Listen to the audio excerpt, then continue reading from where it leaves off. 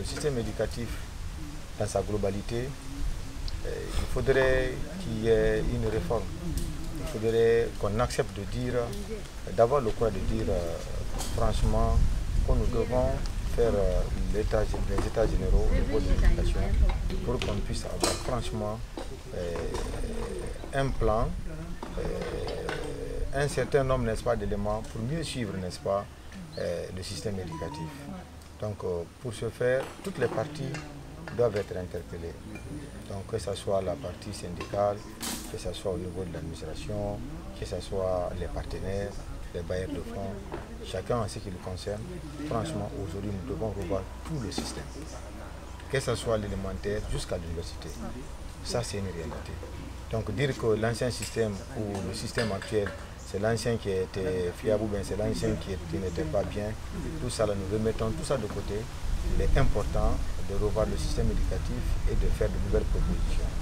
Donc de façon globale, pour moi, si vous me demandez, il est important que toutes les parties se retrouvent autour d'une table et chaque partie puisse avoir vraiment des propositions. Voilà. Un peu, encore peut-être donner quelques raisons aussi. C'est par rapport même aux évaluations. Ce que le camarade Abbas vient de dire, nous avons franchement des difficultés par rapport au système même. La Guinée ne connaissait pas ce qu'on appelle le système LMD. Licence, master, doctorat. Très bien. Je ne peux pas dire que c'est venu tomber comme ça sur la Guinée, mais il fallait d'abord faire une analyse profonde, voir réellement quel sera l'impact de ce système qu'on va imposer au pays, c'est-à-dire du côté positif. Il se trouve que la tendance commence à être renversée. Avant, vous avez dit tout à l'heure qu'il y a un grand arbre qu'on a enlevé, c'est-à-dire on a enlevé le masque. Oui. C'est ce que vous avez voulu dire. Avant, pour faire les examens, on procédait à des évaluations par trimestre. Et les 3 évaluations trimestrielles qu'on va faire, on va faire le calcul de ces notes-là pour avoir une moyenne annuelle. Cette moyenne annuelle qui sera ajoutée à la moyenne du bac ou à la moyenne du BEPC, c'est-à-dire la moyenne du baccalauréat x 3 plus la moyenne annuelle divisée par 4, n'est-ce pas, Abbas? Mais depuis 2-3 ans, on a compris qu'il y a des complicités, surtout au niveau des écoles privées. Pour la notation continue. Exactement. Oui. Au lieu qu'on ne fasse des évaluations réelles en classe, un professeur peut venir en classe uniquement pour corriger les cahiers, il donne 14, 15, 16 à tous les élèves. Toi, tu vas avec ces notes gonflées là au baccalauréat. Parce que tu voudrais que ton établissement, c'est une école privée, tu voudrais que ton école ait beaucoup plus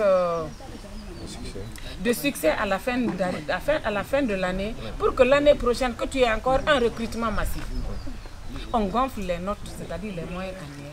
L'élève va, il travaille un tout petit peu seulement en classe d'examen, plus la moyenne annuelle, il a déjà le bac. On a dit franchement, ce n'est pas une évaluation réelle. On a mis croix sur cette forme d'évaluation. Et depuis, je vous en prie, depuis qu'on a enlevé les moyennes annuelles dans le calcul pour avoir le baccalauréat ou le BEPC, les statistiques ne font que baisser. Les statistiques ne font que baisser. Il y a aussi les élèves pléthoriques en classe. Un professeur de mathématiques, il doit avoir 2 notes chaque mois. Tous les mois du moins, il doit avoir 2 notes. Il faut faire une évaluation orale, une évaluation écrite. Tu as 150 élèves dans une classe. On te demande de faire une évaluation orale. Comment envoyer ces 150 élèves-là au tableau pour traiter des exercices pour avoir des notes fiables? Ou tu fais une évaluation sur table, qu'on appelle couramment chez nous là, les interrogations écrites. Tu prends 150 copies. Toi qui es professeur de mathématiques, tu évolues à la fois en 9e année, pardon, en 11e, en 12e et en terminale, avec 18 heures de cours ou 24 heures de cours. Comment évaluer 150 élèves fois 3 par mois et 2 fois? C'est pas possible. Donc le système, comme Abbas vient de le dire, on a beaucoup de problèmes.